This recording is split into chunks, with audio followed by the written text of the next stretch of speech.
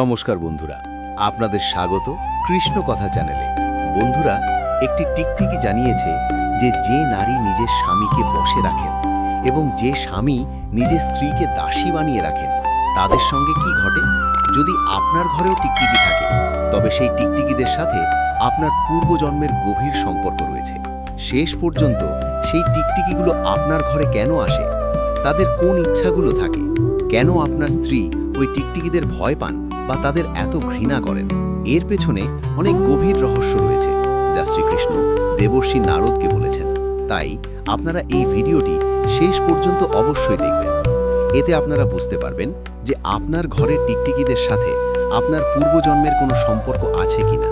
তো চলুন বন্ধুরা, দেরি না করে আপনাদের জানাই।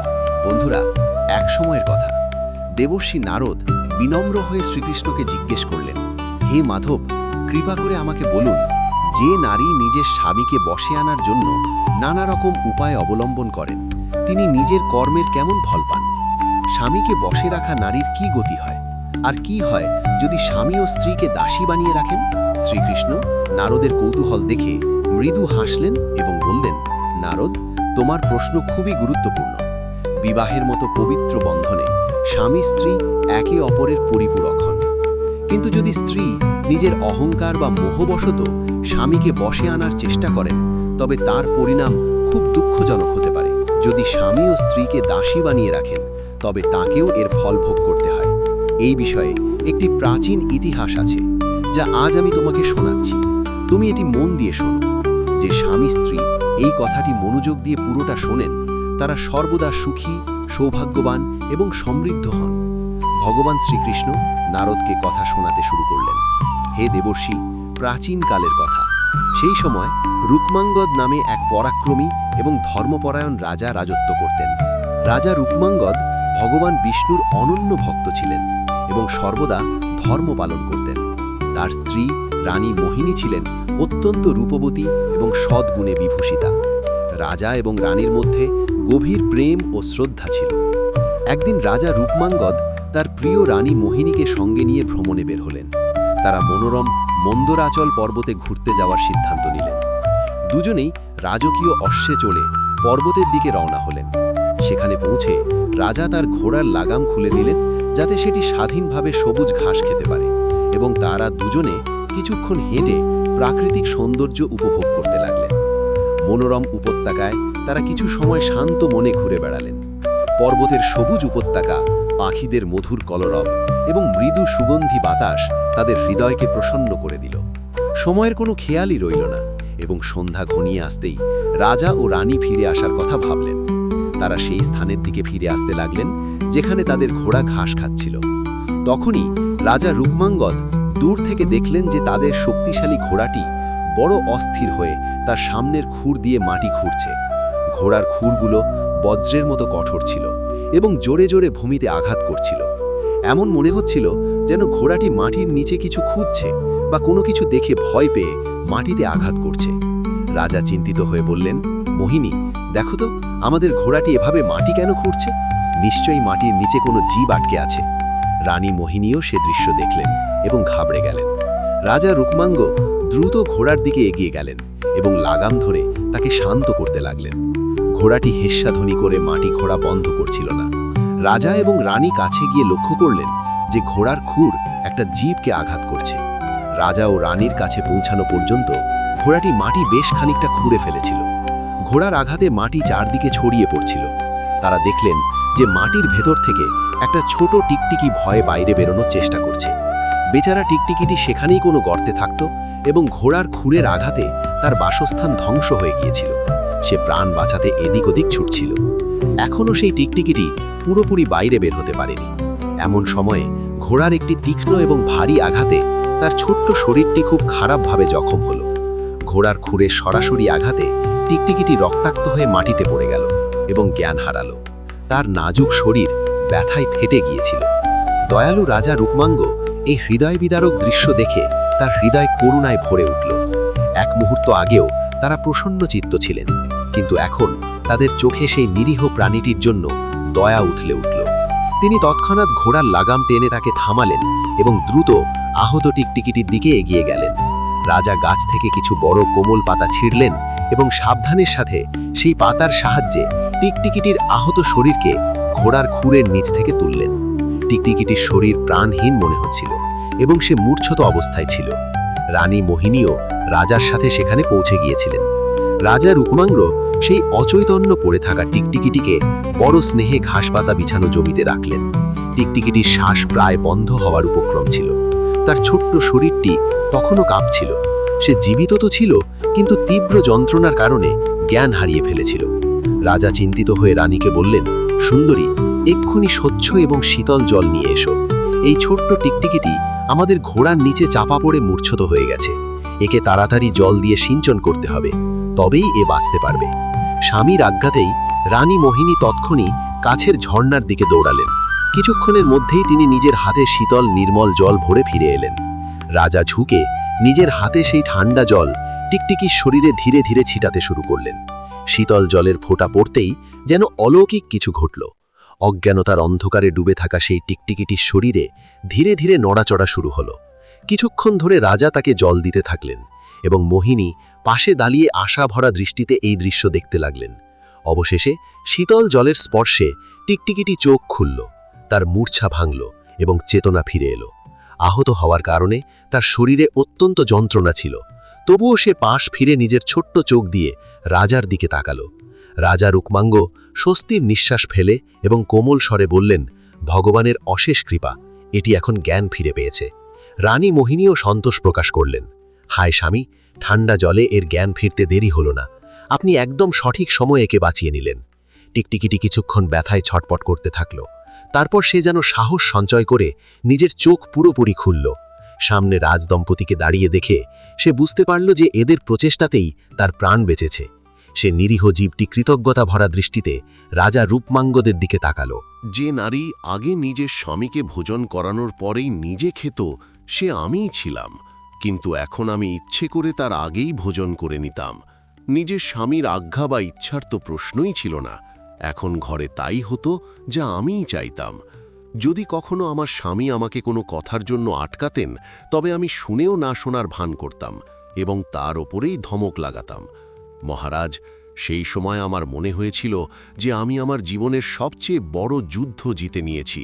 আমার স্বামী এখন চিরকালের জন্য আমার বশে ছিলেন এবং আমি যেমন বলতাম তেমনই হতো।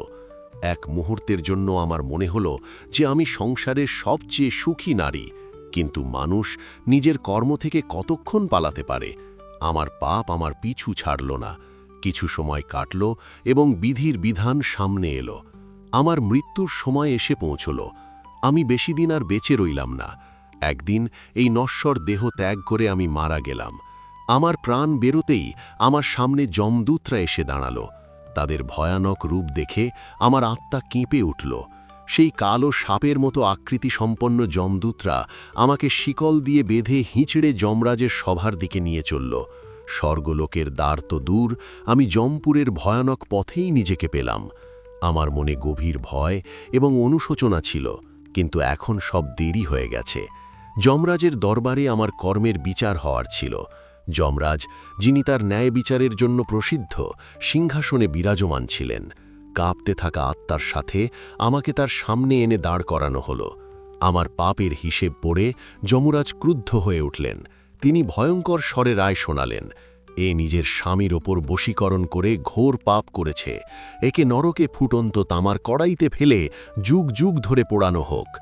যমরাজের আদেশ পেতেই যমদূতরা আমাকে হিঁচড়ে সেই নরকের কড়াইতে নিয়ে গেল, যেখানে ফুটন্ত তামা টকবক করছিল। আমি চিৎকার করে ক্ষমার ভিক্ষা চাইতে লাগলাম, কিন্তু সেখানে আমার কথা শোনার কেউ ছিল না।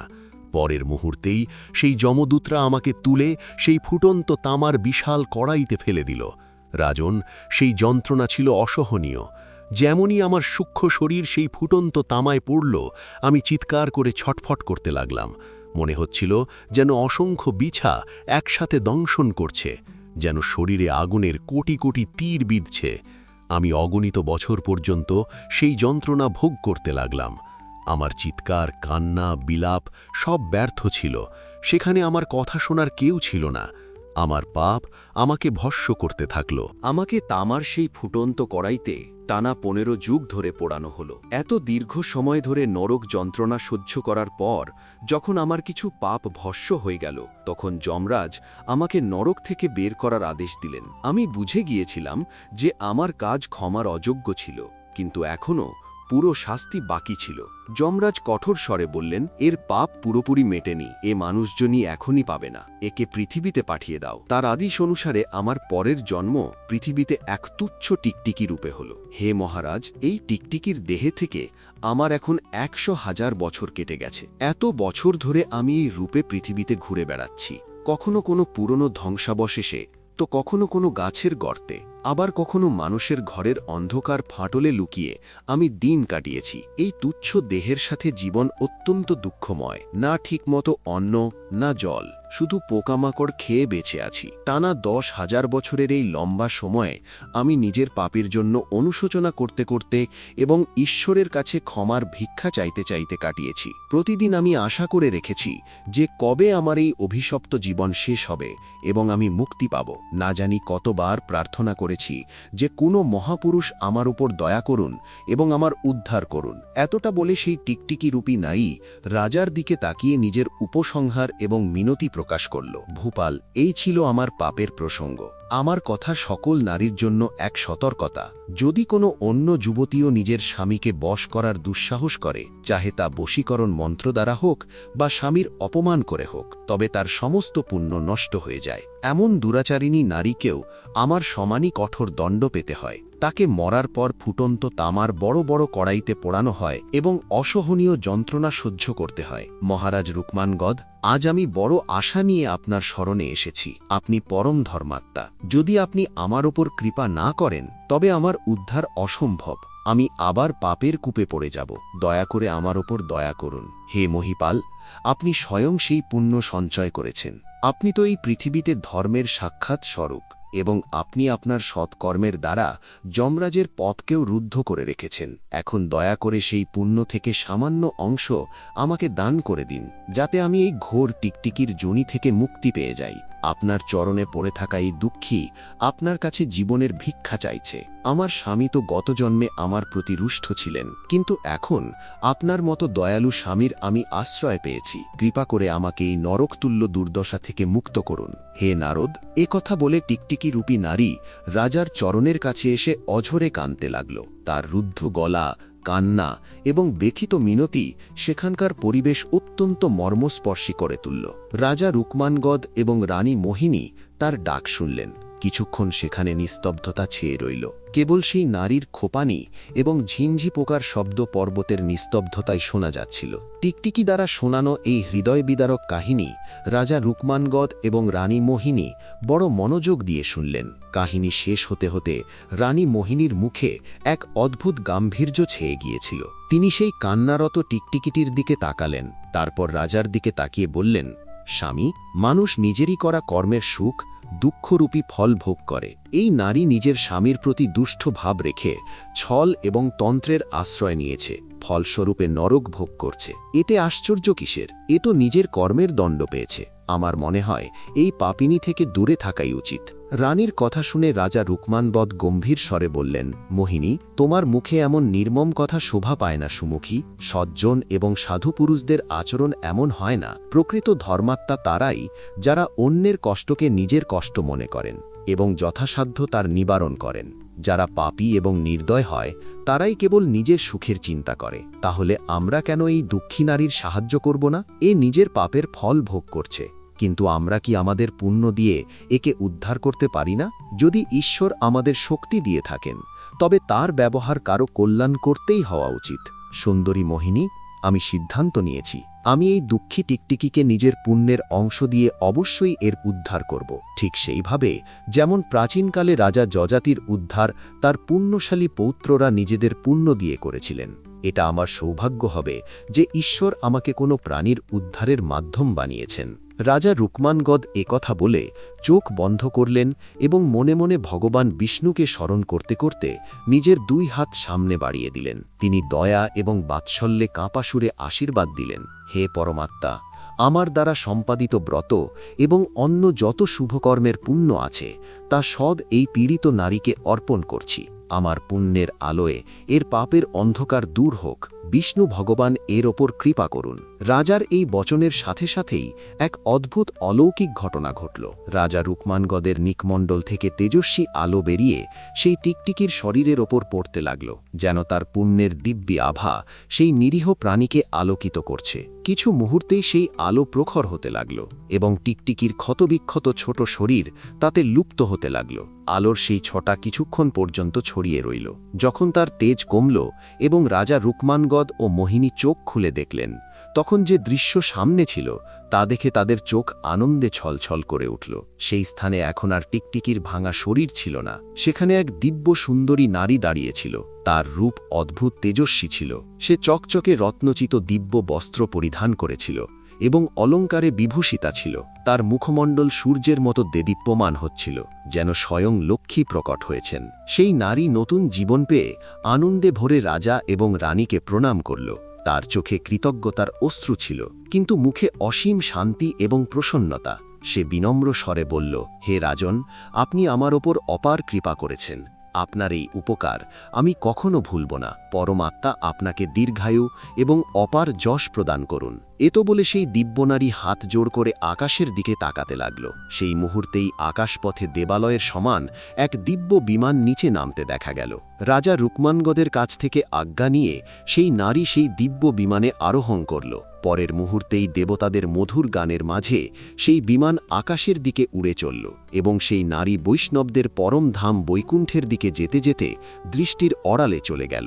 এইভাবে রাজা রুকমানগদ নিজের ত্যাগ এবং ধর্ম পালন দিয়ে এক পীড়িতার উদ্ধার করলেন। এরপর রাজা এবং রানী নিজেদের ঘোড়ায় চড়ে শান্ত মনে নিজেদের রাজ্যের দিকে ফিরে চললেন। শ্রীকৃষ্ণ কথা শেষ করে বিশ্রাম নিলেন। নারদ মুনির চোখেও ভাববিবলতা ফুটে উঠছিল। তিনি বিনম্রভাবে হাত জোড় করে বললেন, হে প্রভু, আপনার এই কথা আমার হৃদয় খুলে দিল। সত্যি, যে নারী স্বামীকে বশ করার পাপ করে তার অন্ত যেন এমনই হয়। এই কথা প্রতিটি স্ত্রী পুরুষের জন্য এক শিক্ষা যে দাম্পত্য জীবনে প্রেম, বিশ্বাস এবং ধর্ম পালনই সর্বশ্রেষ্ঠ পথ। প্রিয় বন্ধুরা, এই কথা থেকে আমরা এই শিক্ষা পাই যে স্বামী স্ত্রীর সম্পর্কে পারস্পরিক আদর, বিশ্বাস এবং ধর্ম পালন পরম আবশ্যক। বিশেষত স্ত্রী দ্বারা স্বামীকে ছল, জাদু বা অনুচিত রীতিতে বশ করার প্রচেষ্টা ঘোর বিনাশকারী প্রমাণিত হয়। স্বামীকে পরমেশ্বর সমান মনে করে তার সেবা ও সম্মান করাই নারীর পরম ধর্ম বলা হয়েছে।